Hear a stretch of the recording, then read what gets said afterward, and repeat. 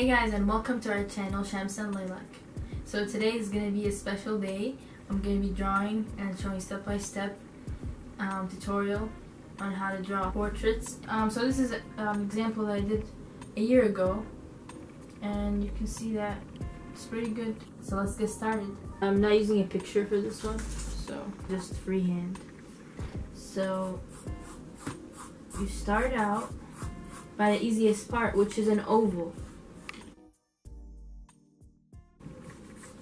You're going to do lines of where you want the eyes to go, and you can always make adjustments afterwards. So this is a line for the eyes, for how big I want the eyes to be. For example, like I want the eye to be this big. These are the eyes.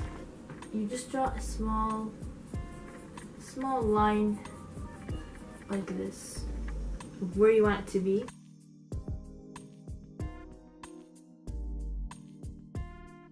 So this is the mouth. Now we're going to draw in the details. Now we're finished with the outline.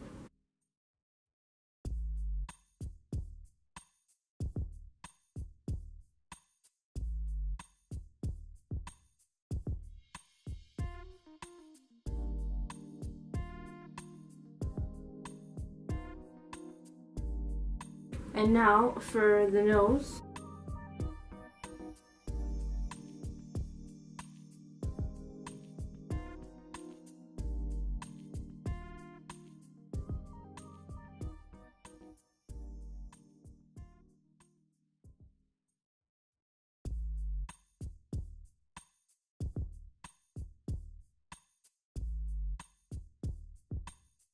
See how they're a little round?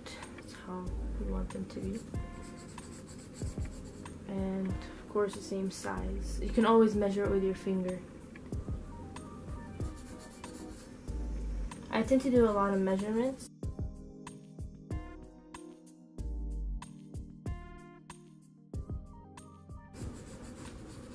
Her eyes are about as big as her pupils.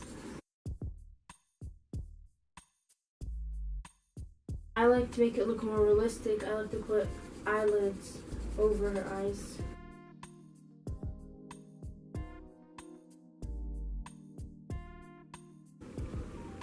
And there you have Ariel's face. And now we're done with the main part of the drawing, which is the face. I don't tend to make outlines for her hair.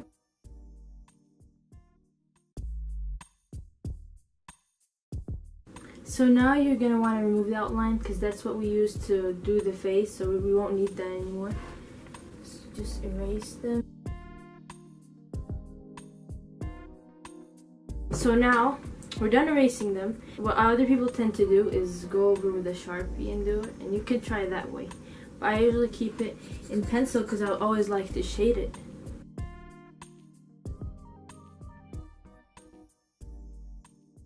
So what I like to do is shade it to make it look more realistic.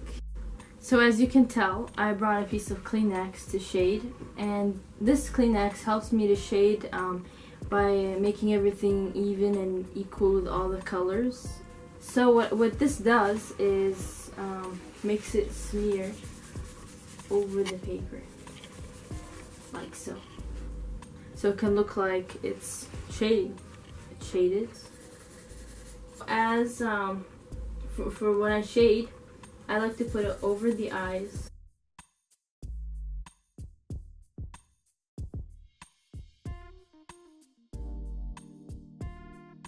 This is kind of an optional thing where you want to put the shade, but make sure it will look real afterwards.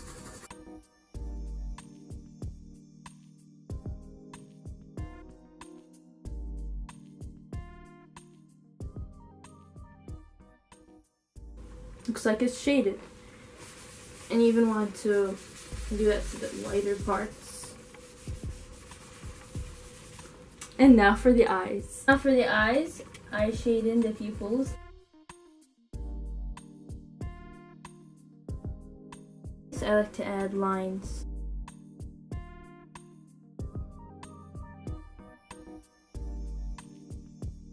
I would do the lip a little darker.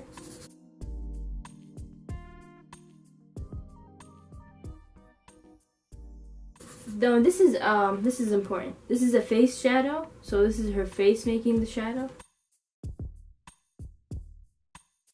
To make it look more realistic, you have to add hair straws like I did on this eyebrow. So hair straws are just you adding lines like so to the eyebrows on both sides.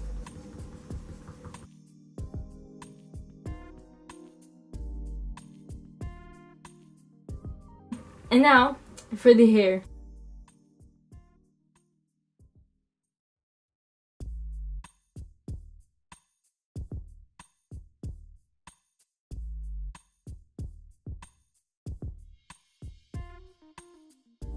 You're gonna have to keep adding hair straws until it's pretty dark.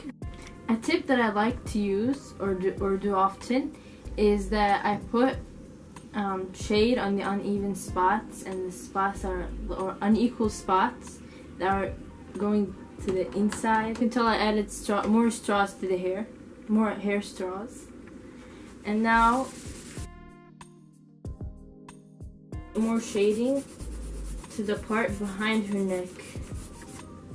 I like to do that because it makes it look more realistic.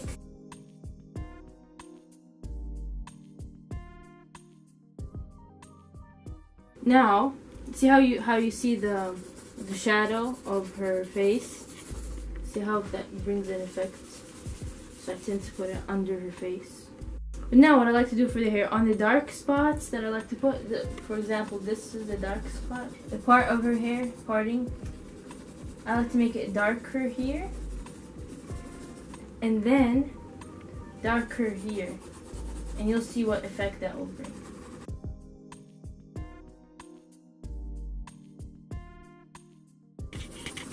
As you can see that I'm making these two sides darker. And in the middle to be lighter. You can see that her hair kind of looks like it's shining. So now you're going to do that to the rest of the hair. So now you can tell that I did that strategy to the rest of the hair. And you can tell that it looks much better than it did before the shading.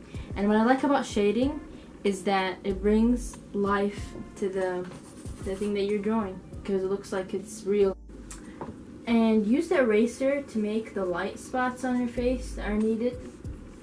The spots that are going not inward but outward. The last effects are that I like to add hair outside of it like this. Not make it too straight.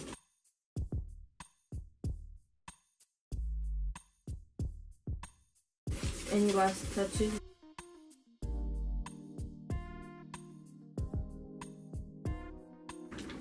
Now it's the final look.